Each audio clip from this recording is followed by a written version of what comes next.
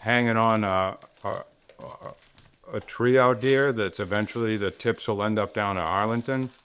And I know you knew how nice I have the crepe looking in my backyard because you were there, Pat.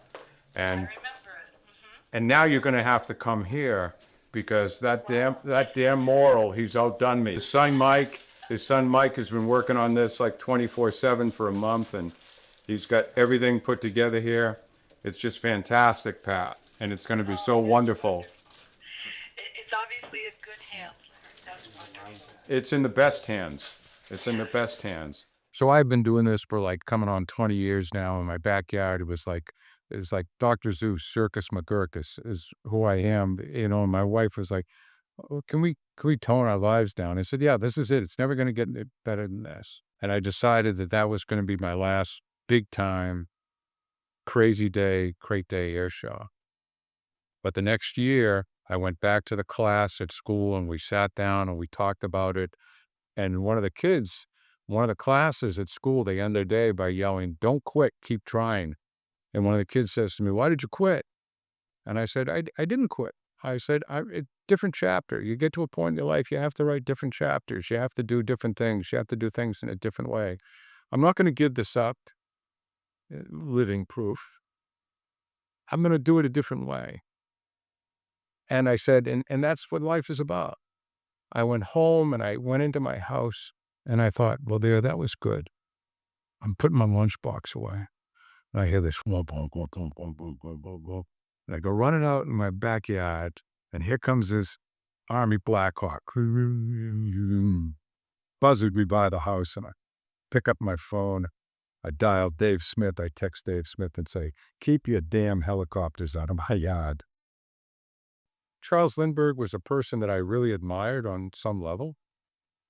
And on some level, Charles Lindbergh was a person that I did not admire at all. There were parts of him that I did not admire at all. And people would come to me and they would talk to me about who he was. And they'd say, "Why do you do this? Why do if you don't admire him?" And I said, I really think our task in life is to be better than the people that we think we can be better than, and to try to be as good as the people that we think we would like to try to be as good as.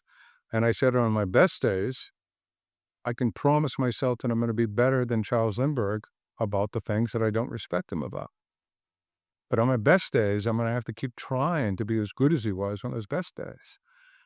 And and that's what the whole thing started to become for me, to meet Moral and how that led me to all these other people and all these I earlier today when I had my class research the 50 servicemen from every state that had been killed in Iraq or Afghanistan. And I would get kids to understand other people's stories.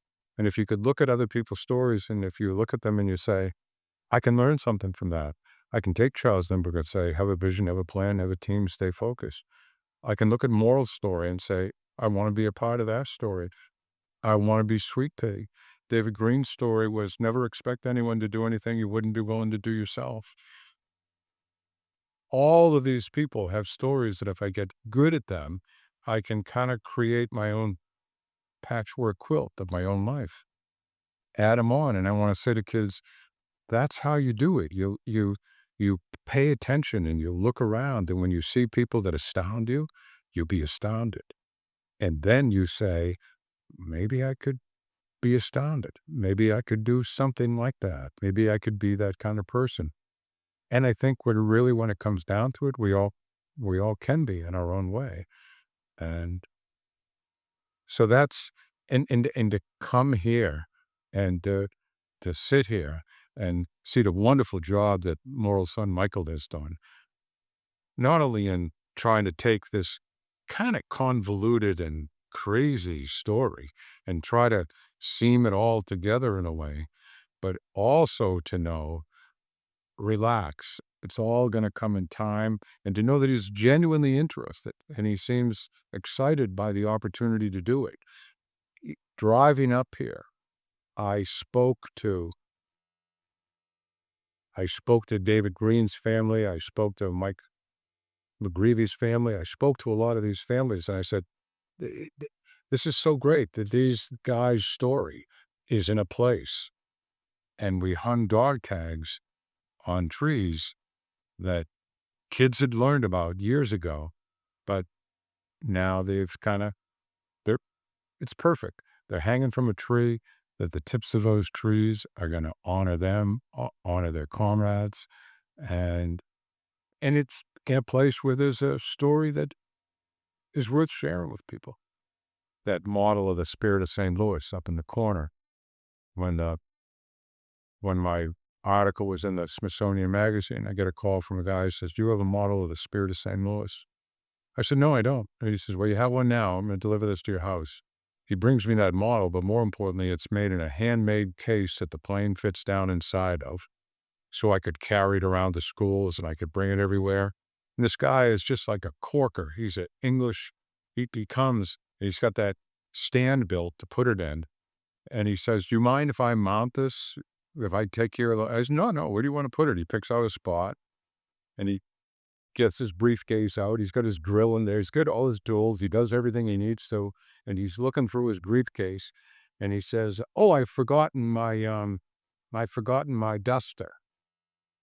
He was English, and he runs back to his car, and his wife says, "A proper English gentleman never goes anywhere without his duster." He goes back in, he dusts off the file cabinet where it's been and everything, and he says, "What's your next plan?"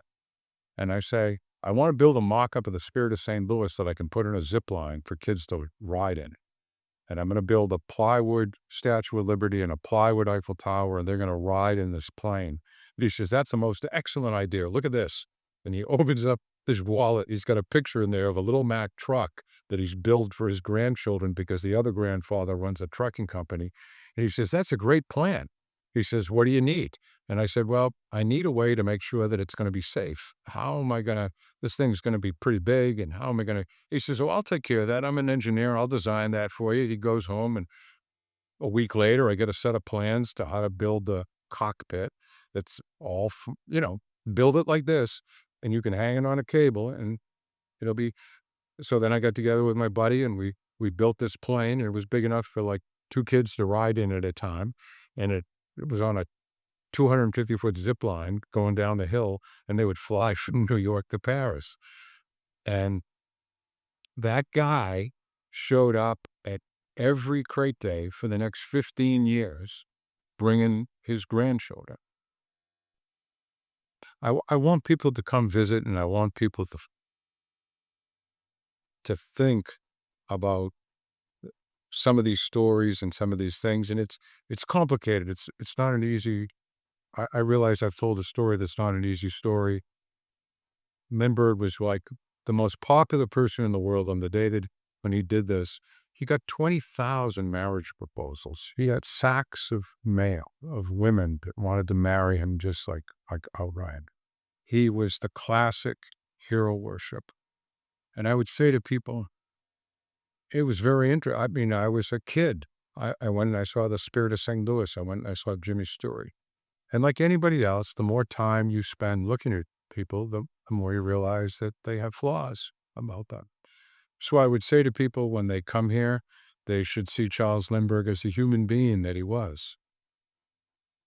Be as good as him in those best days. Be better than him if you take the time to find out some things about him that maybe that you might consider his worst days. And and and the other thing I would say to people is, I think what's interesting to me is he was known as people wanted to view him as Lucky Lindy. And I think that he never liked that. He kind of resented that. And I've liked the expression, luck is when preparation meets opportunity. And I've come to believe, and I think that my experience with moral and with the crate and with things is that life presents you with opportunities. And sometimes those opportunities are good and sometimes they're bad. Sometimes they're fortunate, sometimes they're very unfortunate. But it's kind of a matter of what do you do with those opportunities? How can you prepare yourself to do the best that you can with the good opportunities that you get? How do you prepare yourself to do the best you can with the not so good opportunities you get? Lindbergh's life is about that, but when I think of the families that Morrill has worked so hard to remember and honor, I want to say to other people, that's what this became for me eventually, was not just about Charles Lindbergh, but it was about ordinary people that did extraordinary things. Bernard Taylor, maybe that ordinary person, you know, he's people that did flywheels for me, ordinary people.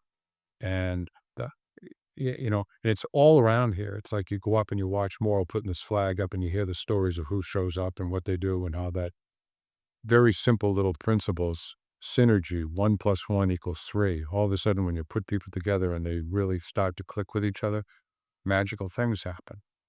And, so I would encourage people to come and to look and to think about those things. And out on the wall out there, when I first did this, somebody said, "Did you see the Field of Dreams?" I said, "No, I never seen the Field of Dreams."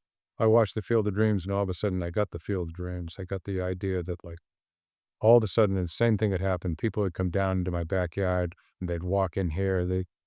We're connecting, and we're touching a part of history, and that's true. And don't get overwhelmed or overawed by the part of history. Look at it, recognize it for what it is. And a phrase that I came across by was a guy that was Civil War general, but he took the phrase that Stephen Decatur talks about, "My country, right or wrong, but my country." And this guy's spin on it was, "My country, if right, to be kept right, if not right, to be made right." And I think it's a great phrase when I think of people for us to apply to ourselves as well. And for me, that's a little bit of the journey that this was all about, all these cool things and cool people that I could look at and be inspired by. And hopefully people would learn from their stories as well. So come, come, drive down the driveway and enjoy it. The Morrill's got plenty of stuff to look at around here.